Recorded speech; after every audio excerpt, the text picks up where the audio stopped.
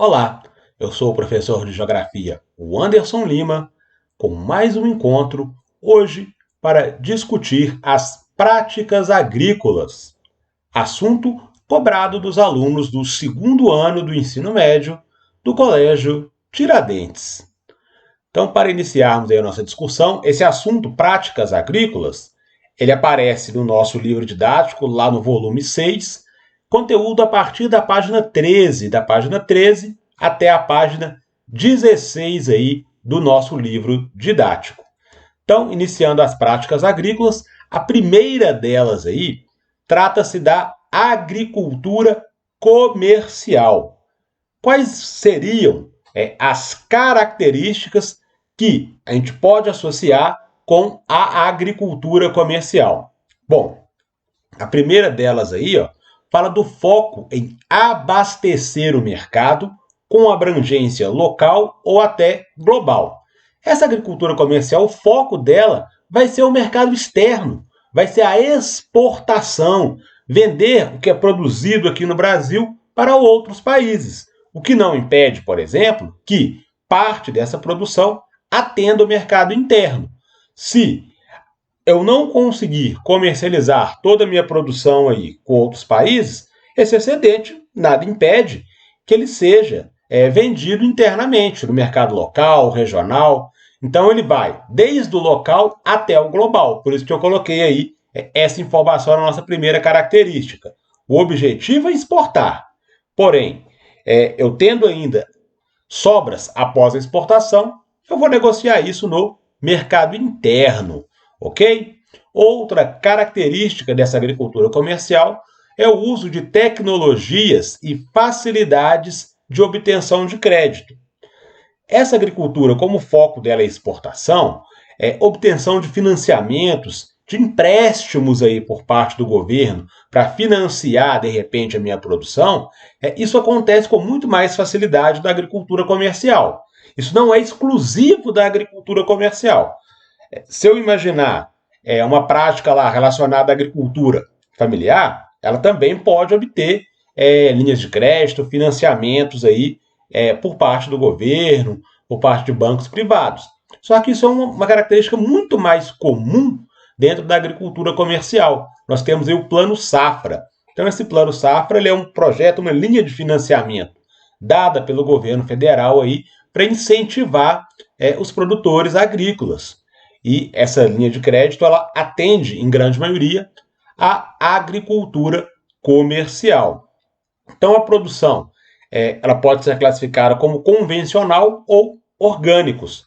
Quando eu falo de produção aí convencional, é a produção em que eu tenho lá a utilização dos agrotóxicos, dos fertilizantes, ou mesmo das práticas lá relacionadas a sementes geneticamente modificadas, os transgênicos. Então, tudo entraria aqui dentro da produção convencional, e eu posso ter também agricultura praticada de forma comercial, mas que tenha foco lá na produção de orgânicos. No caso dos orgânicos, eu deixo de utilizar essas sementes modificadas.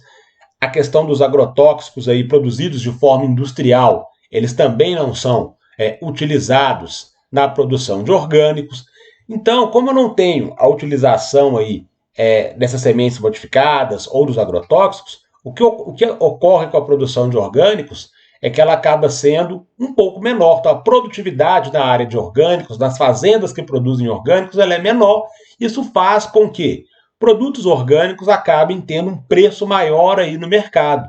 Então, se eu chego no supermercado qualquer, encontro lá uma área destinada a produtos orgânicos, eu vou observar que o preço ele acaba sendo aí um pouco maior do que os produtos lá produzidos na agricultura comercial. Então, normalmente, essa prática da agricultura comercial ela estará associada com a questão da agricultura empresarial ou da patronal. Nada impede que eu tenha lá grupos familiares também administrando propriedades que tenham lá a prática da agricultura comercial. Porém, na grande maioria dos casos, ela estará sim associada à agricultura empresarial ou patronal, estará ligada lá também à questão das commodities. Lembra que em uma aula anterior nós comentamos aí sobre a questão das commodities? São lá aqueles produtos que normalmente vêm do setor primário, da agricultura, da exploração mineral. E esses produtos eles são comercializados aí internacionalmente e o valor desses produtos ele acaba oscilando muito aí de acordo com o mercado.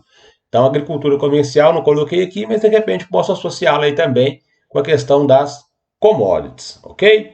Passando para a nossa próxima prática agrícola, nós temos aqui a roça tropical ou itinerante.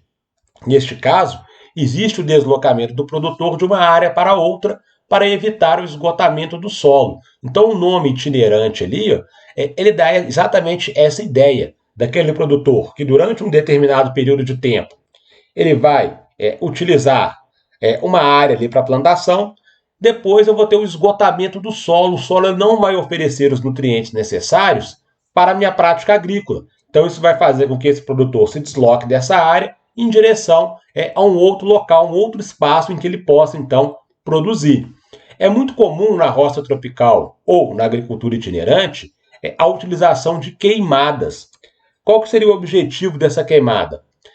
Com as cinzas ali da queimada, ela consegue, de alguma maneira, compensar um pouco a perda de fertilidade do solo. Então, eu utilizo a queimada para voltar a usar aquela área durante um período de tempo, vou estender um pouco mais a vida útil daquele solo com a prática da queimada. Essa estratégia, ela até surte algum resultado, surte algum efeito, quando ela é feita lá uma única vez. Se eu insistir em utilizar a queimada para melhorar a fertilidade do solo, o efeito será exatamente o oposto. Então, o uso frequente das queimadas inviabiliza o solo ali na questão da fertilidade. Então, isso é muito comum porque na prática tropical e na roça tropical ou no itinerante, eu tenho ali ausência de recursos financeiros em abundância. Então, como eu não tenho muito dinheiro, não tenho muita tecnologia, muita máquina, o que eu consigo utilizar ali para melhorar ou amenizar os problemas de fertilidade do solo acaba sendo a queimada. Não surte o efeito desejado quando isso é feito aí de forma rotineira. Então essa prática, se tem, ela é comum em países pobres ou áreas aí semiáridas, que eu tenho lá problemas com abastecimento de água, fazendo com que o solo perca a fertilidade. Na nossa ilustração, ela mostra exatamente esse processo. Ó. No número 1, o agricultor ele queima a floresta e planta sobre as cinzas. Depois aí, de alguns anos, o solo ele perde a fertilidade e sem receber maiores cuidados, ele acaba sendo erodido lá pelas chuvas e perde então sua fertilidade. No 3, sem a possibilidade de plantio, o agricultor ele acaba buscando novas áreas para o cultivo e ele vai valer também dessas técnicas dessa outra área. Essa área também se esgota e ele acaba tendo que migrar, por isso a agricultura então itinerante ou roça tropical. A nossa próxima prática aí diz respeito à agricultura irrigada. Características dessa prática. Permite aí que ela seja utilizada em locais em que eu tenha variações climáticas. Então, as condições, por exemplo, atmosféricas não favorecem, eu não tenho chuvas em abundância, então eu preciso da irrigação artificial para conseguir produzir nesses locais. As técnicas utilizadas podem ir desde processos aí mais simples até sistemas mais modernos e sofisticados aí tecnologicamente. Então, citei aqui alguns exemplos dessa agricultura irrigada. Eu posso usar o gotejamento, que nada mais é do que uma mangueira, que eu vou ter ali pequenos buraquinhos, pequenos orifícios, e ali eu vou ter a água pingando ali em cima da minha plantação. É um sistema mais simples aí para se utilizar a agricultura irrigada. Eu tenho a aspersão. Equipamentos aí fazem com que a água seja, então, espirrada aí na minha lavoura. Então, eu já tenho um consumo, um gasto muito maior de água. Mas é um sistema aí que também funciona na irrigação. E a microaspersão são técnicas mais modernas e o volume de água consumido aí ele é menor. Na nossa última imagem aqui do slide, ó, eu tenho um sistema de irrigação por pivôs. Então, observa aqui que toda essa estrutura ela tem aqui algumas rodas e vai fazer com que isso vá se deslocando ao longo da minha plantação e aqui eu vou ter o processo de irrigação através dos pivôs. Então, aqui já é uma técnica aí, muito moderna, sofisticada e que tem um custo bastante elevado aí, para o produtor. Próxima prática agrícola é o sistema de plantation. Então, o plantation é um cultivo típico do mundo colonial, fez muito sucesso lá na época colonial, era muito praticada, muito utilizada. Então, países que foram colônias aí de exploração, o Brasil seria um exemplo, utilizaram lá o sistema de plantation, que é caracterizado pela monocultura, ou seja, cultivo de um único produto. Quase sempre essa produção era voltada para exportação e o uso aí de mão de obra abundante, de um número significativo de pessoas trabalhando na propriedade e quase sempre com pouca qualificação. O uso da tecnologia nesse período colonial, uso de máquinas, ele ainda era muito pequeno, quase que inexistente. Daí a necessidade de grande quantidade de pessoas trabalhando. Por isso a mão de obra abundante aí. Se eu pensar nesse sistema na atualidade, países periféricos, subdesenvolvidos, emergentes, ainda utilizam o sistema de plantation. Só que a diferença da atualidade em relação ao período colonial é que hoje o uso de mão de obra ele é menor.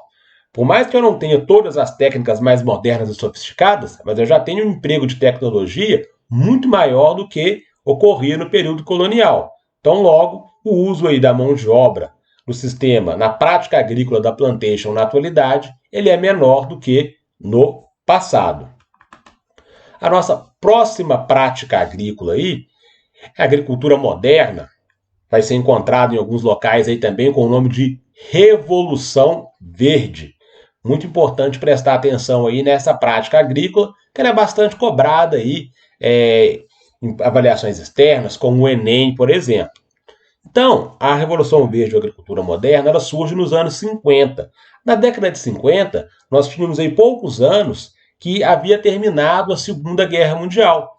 Então, vários dos países que participaram da guerra estavam ainda se reestruturando após aquele cenário lá que terminou no meados aí da década de 40, 1944. Então, os países ainda se recuperavam. Surge, então, a Revolução Verde, que é uma iniciativa dos Estados Unidos e contou com o apoio da ONU, a Organização das Nações Unidas.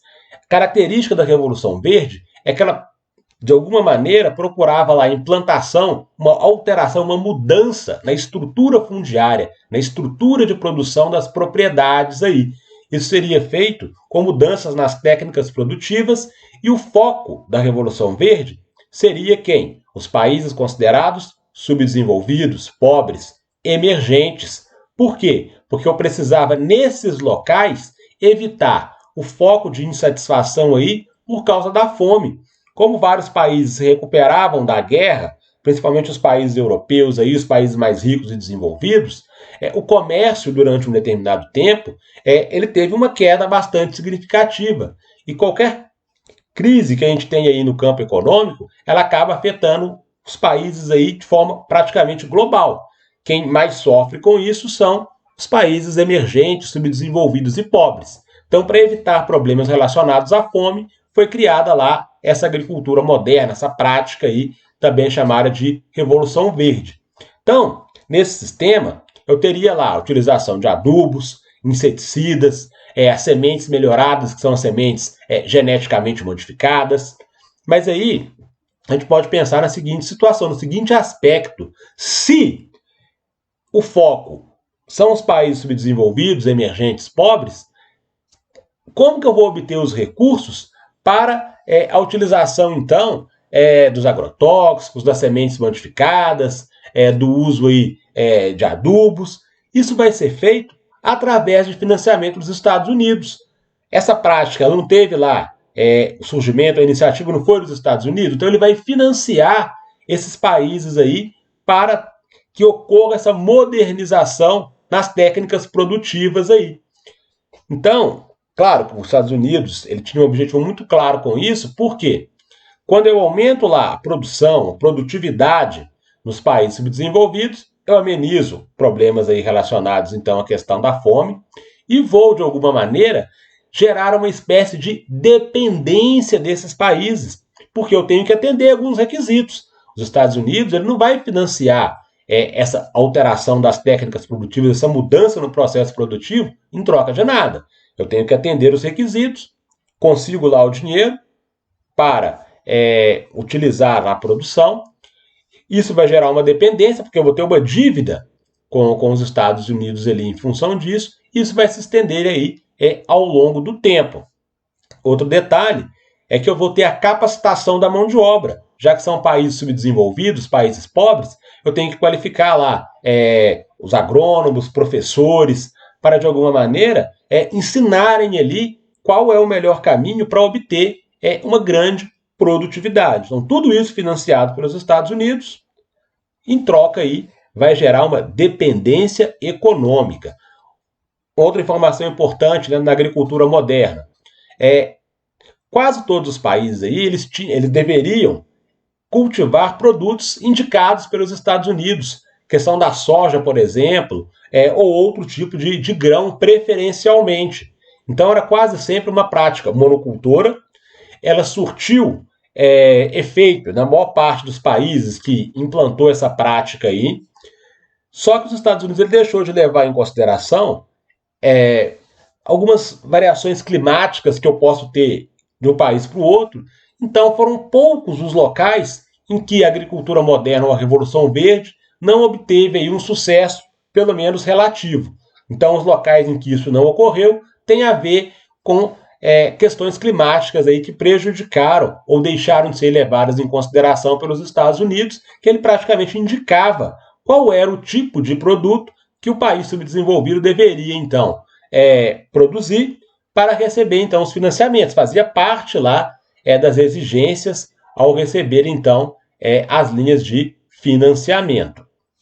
Uma última informação, já que eu citei a questão de dependência, como eu tenho a utilização de sementes que são geneticamente modificadas, eu posso pensar também o seguinte, entre as modificações que eu posso ter ali, eu posso inibir que eu pegue essas sementes e consiga produzir mais sementes a partir daquela. Então isso vai me obrigar os países subdesenvolvidos aí quase sempre a comprarem essas sementes dos Estados Unidos. Então, ou seja, gera uma dependência maior. Eu vou ter sempre para quem vender as minhas sementes aí. Então isso também é uma outra característica que acaba gerando aí dependência por parte dos países subdesenvolvidos. Aqui eu tenho um resuminho da Revolução Verde. Então, o que foi a Revolução Verde? Uma política de ampliação da produção agrícola. Quando que isso ocorre? A partir dos anos 50. Onde? Nos países em desenvolvimento. Então, era nesses países em que eu tinha produção. Os países desenvolvidos faziam o quê? Financiavam, eles entravam com os recursos, com um empréstimo de dinheiro aí para a produção. Por que isso ocorreu? Então, a ideia era acabar com a fome e aumentar a produtividade, ter um número maior de produtos aí à disposição para serem comercializados. Como que foi? Isso foi feito através da modernização de práticas agrícolas. Então, era pesquisas em sementes geneticamente modificadas, as sementes melhoradas, a fertilização, técnicas de fertilização lá do solo, uso de maquinário, adubos, agrotóxicos. Então, tudo isso foi financiado pelos Estados Unidos e outros países desenvolvidos aí para aumentar a produção nos países pobres ou subdesenvolvidos. Qual foi o impacto, a consequência da Revolução Verde ou da agricultura moderna? Então, o aumento aí dos transgênicos gerou desemprego. Por que desemprego? Já que eu estou tendo aí utilização de máquinas, isso acaba substituindo boa parte dos trabalhadores. Então, gera desemprego. Êxodo rural. Então, eu perdi o meu emprego no campo, acabo tendo que migrar aí para as cidades. Outra consequência, a monocultura. Citei aqui que os Estados Unidos determinava qual seria o tipo de produto a ser cultivado pelo aquele país que aceitava lá receber recursos para melhorar as técnicas produtivas. Então, era monocultura quase sempre. Gerou aí impactos ambientais, já que eu tenho utilização, por exemplo, de agrotóxicos e de um único tipo de cultivo.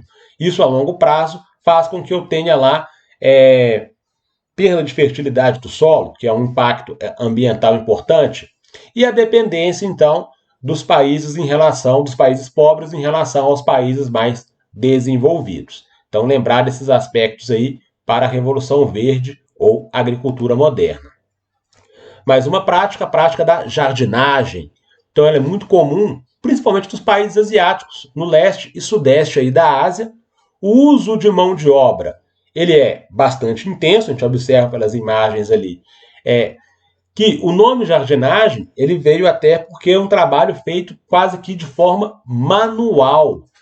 Então, quando a gente pensa lá, por exemplo, num jardim, eu vou cuidar lá manualmente de cada um dos detalhes. Então, o nome jardinagem ele veio dessa situação de ser um trabalho feito aí de forma muito manual. E a prática da jardinagem, por ser utilizada, então, ser comum no continente asiático, ela tem lá o cultivo de arroz como um dos focos principais. Não só o arroz, mas o arroz ele é, sem sombra de dúvidas, um dos cultivos mais importantes aí da prática de jardinagem. Porque o arroz eu necessito lá de ter locais pelo menos parcialmente alagados. Então, leste e sudeste da Ásia, ali, eu tenho a atuação dos ventos de monções, por exemplo, que lá ele vai ter variações nos períodos de verão e de inverno, fazendo com que, em determinada estação, eu tenha lá áreas alagadas favorecendo a plantação do arroz. Vou ter períodos em que eu vou ter o solo ali mais seco, que vai favorecer a colheita, então, do arroz. Então, tem essa prática da jardinagem. Manualmente, uso aí grande da mão de obra, muito utilizado pelo cultivo, então, de arroz. Prática da hidroponia, que é o cultivo sem o uso do solo. Sem o uso do solo? Como que eu vou plantar alguma coisa sem ter o solo ali, sem utilizar o solo? Isso é possível? Sim, é totalmente viável, é uma produção sem o uso do solo. Então, eu vou ter ali os nutrientes que são necessários para o crescimento então da minha planta, eles vão ser fornecidos através de uma solução nutritiva. Tenho aqui a minha imagem, um sistema de tubulação. Então, dentro desses tubos aqui, ó, eu tenho a passagem dessa solução nutritiva e ela vai substituir, vai fazer o papel do solo. Então, aqui eu tenho um cultivo de hortaliças e essas hortaliças não precisam estar diretamente no solo, porque tudo que elas precisam estará nessa solução nutritiva aqui, então. Então, por isso que eu estou substituindo o uso do solo. Então, as raízes, elas ficam em contato com a solução, substitui, então, o uso do solo. Então, isso é muito comum aí para o cultivo de hortaliças, usado muito em estufas também. Então, eu tenho ali algumas vantagens nesse sistema. Ele tem um custo relativamente elevado também para que isso seja feito de forma comercial, porque a construção dessas estufas, a instalação dessas tubulações com essa solução nutritiva, isso também tem um custo aí geralmente elevado. Nessa segunda imagem, eu tenho aqui uma área de hidroponia e aqui é uma foto dessa área que ela é aqui em Belo Horizonte, dentro do Shopping Boulevard. Então, quem conhece aí, ou quando tivermos a possibilidade de visitar o shopping, vocês podem procurar lá dentro do Boulevard a área destinada à hidroponia. Vocês vão ver que tem esse espaço lá dentro do shopping para a produção, então, sem o uso do solo. E, caminhando aí para o final da nossa aula, citei aqui algumas técnicas que aparecem também no nosso material didático. Fala, por exemplo, da associação de culturas. O que seriam a técnica da associação de culturas? Eu vou ter lá culturas que são diferentes dentro do mesmo espaço. Eu não vou utilizar a monocultura. Eu vou ter lá o cultivo de 2, 3, 4 produtos na mesma área, no mesmo espaço produtivo ali. Então, isso ajuda para evitar a perda de fertilidade do solo, a associação de culturas. Tenho também questão dos adubos fertilizantes e os defensivos agrícolas. Tem o objetivo de melhorar a fertilidade. No caso aqui, é o uso dos adubos. Já os fertilizantes e os defensivos agrícolas, eles vão fazer o quê? Auxiliar para melhorar, então, a produtividade, elevar a produtividade. Então, nós comentamos lá da produtividade, a relação entre a área, o espaço que eu tenho disponível ali e o tanto que eu consigo produzir dentro dessa área. Então, eu vou elevar a produtividade com os fertilizantes, os defensivos agrícolas, inibindo aí a presença de pragas na minha plantação. Outra técnica importante é a curva de nível. Coloquei aqui que ela minimiza a erosão pluvial. Essa segunda imagem aqui do nosso slide. Ó. Então, eu tenho uma área em que o relevo ele não favorece. A minha área para a plantação não é uma área plana. Então, tenho aqui uma certa declividade no relevo e para conseguir plantar alguma coisa nessas regiões, eu posso utilizar as curvas de nível. São esses degraus que são feitos aqui na minha imagem. Então, isso vai diminuir o processo de erosão pluvial, que é a erosão da chuva. Então, no momento de chuvas, por exemplo, a chuva ela tem que passar aqui, caindo degrau por degrau. Então, ela vai diminuir a velocidade no escoamento. Se eu não utilizar as curvas de nível aqui, o escoamento, quando começar a chover, a velocidade do escoamento aqui é muito grande e ela acaba levando toda a minha plantação. Então, eu utilizo a curva de nível em locais aí em que o relevo não favorece lá os cultivos agrícolas. Máquinas e equipamentos. Então, ele aumenta a produtividade, porém compacta o solo, resultando em perda de fertilidade. Então, a utilização da tecnologia, a utilização dos maquinários, ela se torna extremamente importante aí. Porém, o uso dessas máquinas ele vai compactando o solo, vai pressionando o meu solo ali. Isso também auxilia na perda de produtividade. Então, eu ganho de um lado com a questão tecnológica, mas vou perder em parte aí por outro lado, em função da queda da minha fertilidade. E para encerrar então a nossa aula, com um exercício aí, um exemplo de como que isso é cobrado da gente em avaliações. Sugestão, pausa o vídeo, resolve a questão, depois volta aqui para acompanhar os comentários. Então a questão ela fala o seguinte: a Revolução Verde caracteriza-se principalmente pela industrialização e modernização tecnológica das atividades agropecuárias. Esse fenômeno possui como características 1. Uso de técnicas agrícolas avançadas. Sim, nós vimos lá que os Estados Unidos ele financiou a Revolução Verde, financiou os países subdesenvolvidos com recursos lá que favoreceram a utilização de técnicas avançadas aí. Então, o item 1 está correto. Teve emprego de agrotóxicos? Sim, os Estados Unidos também incentivou lá a utilização de agrotóxicos aí da produção. Predomínio de latifúndios monocultores? Também. Lá no nosso resuminho nós falamos da monocultura. Então, quase sempre era um único cultivo voltado aí para exportação. Houve alteração genética de grãos e plantas? Também. São as sementes lá geneticamente modificadas. Então, os itens 1, 2, 3 e 4 são, sim, características da Revolução Verde. E utilização de mão de obra abundante? No caso do item 5, não. Por quê? Já que eu estou tendo o uso lá de máquinas, de tecnologia, isso faz com que vai diminuir ali a necessidade de pessoas trabalhando. Comentamos também do êxodo rural. Então, as pessoas perdem o emprego lá no campo em função do uso da tecnologia e migram para a cidade. Então, a utilização de mão de obra abundante, não. A mão de obra ela vai ser cada vez mais escassa dentro dessa prática aí da Revolução Verde ou da agricultura moderna. Então, tem que encontrar a alternativa que fala que estão corretas 1, 2, 3 e 4. Então, essa alternativa eu vou encontrar ali na letra E. Então, 1, 2, 3 e 4, marco letra E nesta questão. Com isso, chegamos aí ao fim da nossa aula, desejando aí bons estudos. Na próxima semana estaremos aí de volta. Grande abraço a todos.